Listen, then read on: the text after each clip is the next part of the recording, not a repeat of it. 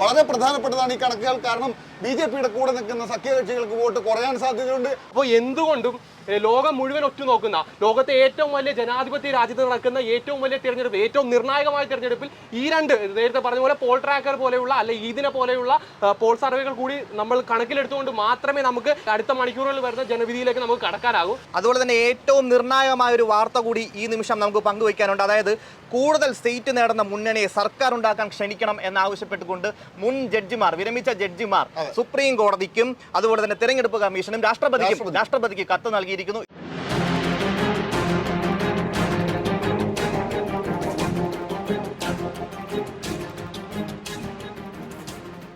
പതിനെട്ടാമത് ലോക്സഭയിലേക്കുള്ള ജനവിധി പുറത്തു വരാൻ മണിക്കൂറുകൾ മാത്രമാണ് ബാക്കിയുള്ളത്. മൂന്നാം ഊഴത്തിനൊരുങ്ങുകയാണ് BJP. എന്നാൽ ഇത്തവണ BJP-യെ പിടിച്ചു കെട്ടുമെന്ന ആത്മവിശ്വാസത്തിലാണ് ഇന്ത്യ സഖ്യം. കിഴക്കൻ ചക്രവാളത്തിൽ സൂര്യൻ ഉദിക്കുമ്പോൾ ഇന്നേ ദിവസം ഇന്ത്യയിൽ ഒരൊറ്റ ചോദ്യം മാത്രമേ ബാക്കിയുള്ളൂ. അത് ഡൽഹിയിലെ കർത്തവ്യപഥിൽ ആരായിരിക്കും പ്രധാനമന്ത്രിയായി സത്യപ്രതിജ്ഞ ചെയ്യുക എന്നത് മാത്രമാണ്. നമുക്ക് വിശകലനം ചെയ്യാം. എൻ്റെ കൂടെ റിസ്വാനും അതുപോലെ വിഷ്ണുവാണുള്ളത്. വിഷ്ണു, നമ്മൾ ഇത്തവണ കണ്ടിട്ടുള്ളത് എക്സിറ്റ് പോളുകൾ കഴിഞ്ഞ ദിവസങ്ങളിലായി വന്നു കഴിഞ്ഞു. ആദ്യം എക്സിറ്റ് പോളുകളെല്ലാം സൂചിപ്പിച്ചിട്ടുള്ളത് BJP-ക്ക് ഒരു എഡ്ജാണ്. എന്നാൽ ഏറ്റവും ഒടുവിൽ കഴിഞ്ഞ ദിവസം പുറത്തു വന്ന മറ്റ് ചില സർവേകൾ സൂചിപ്പിക്കുന്നത് ഇന്ത്യ സഖ്യത്തിനും സമാനമായ സാഹചര്യം നിലനിൽക്കുന്നുണ്ട്, സമാനമായ ഒരു എഡ്ജ് നിലനിൽക്കുന്നുണ്ട് എന്നുള്ളതിൽ ഏറ്റവും പ്രധാനപ്പെട്ടത് ലോക്നീതി CSDS സർവേയും അതേപോലെ തന്നെ ഈ പറയുന്ന പോൾ ട്രാക്കർ സർവേയുമാണ്. ഇത്തരത്തിൽ എക്സിറ്റ് പോളുകൾ പലതും കഴിഞ്ഞ് നമ്മൾ വിധി നിർണയ ദിവസത്തിലേക്ക് എത്തി നിൽക്കുകയാണ്. ഇപ്പം എന്താ ഒരു ഫസ്റ്റ് ടേക്ക് ആയിട്ട് പറയാനുള്ളത്? ഇന്ത്യൻ ജനാധിപത്യത്തിൻ്റെ ഏറ്റവും നിർണായകമായ ദിവസത്തിൽ നമ്മൾ ഈ രണ്ട് സർവേകൾ കൂടി വിശകലനം ചെയ്ത് വേണം ഇന്നത്തെ വോട്ടെണ്ണൽ മണിക്കൂറുകളിലേക്ക് കടക്കേണ്ടതെന്നുള്ള പറയുന്നത്. അതിൻ്റെ ഏറ്റവും പ്രധാനപ്പെട്ടത് പോൾ ട്രാക്കർ എന്ന് പറയുന്ന സർവേയാണ്. പോൾ ട്രാക്കറിനെ സംബന്ധിച്ച് ഏറെക്കുറെ ഒന്നും ചർച്ച ചെയ്തിട്ടില്ല. മറ്റ് ചാനലുകൾ, മറ്റ് സർവേകൾ, ഏജൻസികൾ നടത്തിയ സർവേകളാണ് ദേശീയ മാധ്യമങ്ങളും കേരളത്തിലെ മാധ്യമങ്ങളും ഒക്കെ ചർച്ച ചെയ്തിട്ടുള്ളത്. ഇതിൽ പോൾ ട്രാക്കർ പറയുന്ന അനുസരിച്ച് NDA സഖ്യത്തിന് 229 മുതൽ 268 വരെ സീറ്റാണ് ഇവർ പ്രവചിക്കുന്നത്. അതുപോലെ തന്നെ ഇന്ത്യ സഖ്യത്തിന് 237 മുതൽ 273 വരെ സീറ്റ് പ്രവചിക്കുന്നു. നമ്മൾ ഈ പോൾ ട്രാക്കർ സർവേ ഒരു ചർച്ചയിലേക്ക് വയ്ക്കാനുള്ള പ്രധാന കാരണം എന്ന് പറഞ്ഞാൽ കഴിഞ്ഞ തെരഞ്ഞെടുപ്പുകളിൽ ഇവർ നടത്തിയിട്ടുള്ള സർവേകളുടെ കൃത്യതയാണ്. അതായത് ഉദാഹരണത്തിന് കർണാടക തെരഞ്ഞെടുപ്പിൽ, കഴിഞ്ഞ കർണാടക നിയമസഭാ തെരഞ്ഞെടുപ്പിൽ ഇവർ നടത്തിയ സർവേ ഏറെക്കുറെ ശരിയായിരുന്നു.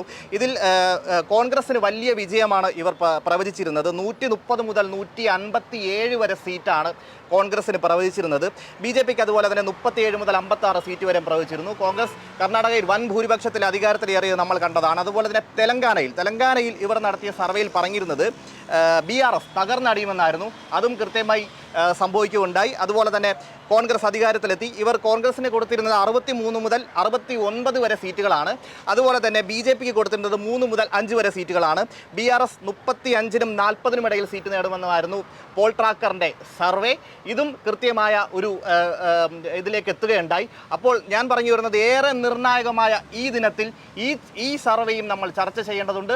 ഇതിൽ നിന്ന് വേണം നമുക്ക് ഇന്നത്തെ ദിവസം തുടങ്ങേണ്ടത്. ഇന്ത്യ സഖ്യത്തിന് ഒരു പോസിറ്റീവ് വാർത്തയാണ് നമുക്ക് ഇതിലൂടെ പറയാൻ കഴിയും. അപ്പോൾ വിഷ്ണു പറഞ്ഞ് നിർത്തിയെടുത്ത് തുടങ്ങാം. അപ്പോൾ നമ്മൾ പറഞ്ഞത് നേരത്തെ സൗത്ത് ഇന്ത്യയിലേക്ക് നമ്മൾ വരികയാണെങ്കിൽ എല്ലാവരും പറഞ്ഞിരുന്നത് നോർത്തിൽ അവർക്ക് BJP-ക്ക് ഉണ്ടാകുന്ന വീഴ്ചകളെല്ലാം സൗത്തിൽ അവർക്ക് തിരിച്ച് കയറാൻ പറ്റുന്ന രീതിയിലായിരിക്കും സൗത്തിൽ അവർക്കുള്ള നേട്ടങ്ങൾ എന്നായിരുന്നു BJP-ക്ക് എല്ലാ പോൾ സർവേകളും, മിക്ക പോൾ സർവേകളും നമ്മൾ ഇതുവരെ ചർച്ച ചെയ്തുകൊണ്ടിരുന്ന എല്ലാ പോൾ സർവേകളും പറഞ്ഞുകൊണ്ടിരുന്നത്.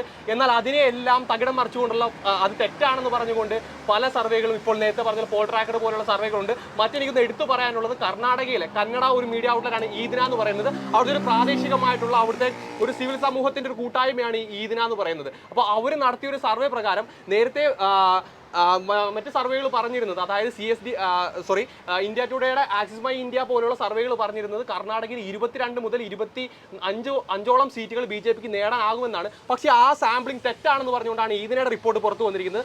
അവരുടെ പോൾ സർവേ പ്രകാരം ഇന്ത്യ സഖ്യത്തിന് 12 മുതൽ 17 സീറ്റ് വരെ നേടാനാകും. അതായത് ഒരു വലിയ കുതിച്ചുചാട്ടം. കഴിഞ്ഞ തവണ സീറ്റുകൾ നേടാനാവാത്തതിന്റെ കുറവെല്ലാം കഴിഞ്ഞ തവണ നമ്മൾ ഓർക്കണം, കർണാടക 25 സീറ്റുകൾ, അതായത് സൗത്ത് ഇന്ത്യയിൽ നേടി 29-ൽ 25 സീറ്റും നേടിയ കർണാടക കർണാടകയിൽ BJP വലിയ തിരിച്ചടി ഉണ്ടാകുമെന്നും ഇന്ത്യ സഖ്യത്തിന് അതായത് കോൺഗ്രസിന് 12 മുതൽ 17 സീറ്റ് വരെ ഇത്തവണ നേടാനാകുമെന്നുമാണ് അവർ ഈദിന എന്ന് പറയുന്ന മീഡിയ ഔട്ട്ലെറ്റ് പറയുന്നത്. അപ്പോൾ എന്തുകൊണ്ടും ലോകം മുഴുവൻ ഒറ്റുനോക്കുന്ന ലോകത്തെ ഏറ്റവും വലിയ ജനാധിപത്യ രാജ്യത്ത് നടക്കുന്ന ഏറ്റവും വലിയ തിരഞ്ഞെടുപ്പ്, ഏറ്റവും നിർണായകമായ തിരഞ്ഞെടുപ്പിൽ ഈ രണ്ട് നേരത്തെ പറഞ്ഞ പോലെ പോൾ ട്രാക്കർ പോലെയുള്ള അല്ലെ ഈദിനെ പോലെയുള്ള പോൾ സർവേകൾ കൂടി നമ്മൾ കണക്കിലെടുത്തുകൊണ്ട് മാത്രമേ നമുക്ക് അടുത്ത മണിക്കൂറുകളിൽ വരുന്ന ജനവിധിയിലേക്ക് നമുക്ക് കടക്കാനാകൂ.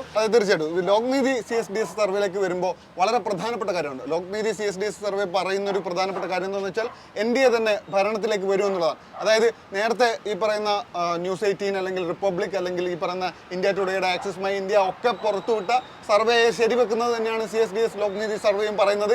45% അല്ലെങ്കിൽ ആ രീതിയിലേക്ക് തന്നെ 40% BJPയുടെ വോട്ട് ഷെയർ ഉയരും, NDAയുടെ വോട്ട് ഷെയർ ഉയരുമെന്നാണ് മനസ്സിലാക്കുന്നത്. ഇപ്പോൾ BJPയുടെ വോട്ട് ഷെയർ 40% ഉയരുമെന്നും കോൺഗ്രസിൻ്റെത് ഇതുപോലെ തന്നെ 3% വർദ്ധിച്ച് 19.5 ഉണ്ടായിരുന്നത് 23 ഉയരും എന്നാണ് ലോക്നീതി സർവേ പറയുന്നത്. അതുപോലെ തന്നെ കോൺഗ്രസിന്റെ സഖ്യകക്ഷികൾക്ക് വളരെ പ്രധാനപ്പെട്ട കാര്യമാണ്, കോൺഗ്രസിന്റെ സഖ്യകക്ഷികൾക്ക് വോട്ട് വർദ്ധിക്കും എന്നാണ് ലോക്നീതി സർവേ പറയുന്നത്. അതിൽ ഏറ്റവും പ്രധാനപ്പെട്ടത് കോൺഗ്രസിന്റെ സഖ്യകക്ഷികൾ ഏറ്റവും നിർണായകമായി നിൽക്കുന്ന സംസ്ഥാനങ്ങളാണ് ബീഹാർ, അതുപോലെ മഹാരാഷ്ട്ര, ഉത്തർപ്രദേശ് എന്നൊക്കെ ഉള്ളത്. അതുകൊണ്ട് തന്നെ അത് ഹിന്ദി ബെൽറ്റിൽ ഏറ്റവും പ്രധാനപ്പെട്ടതാണ്.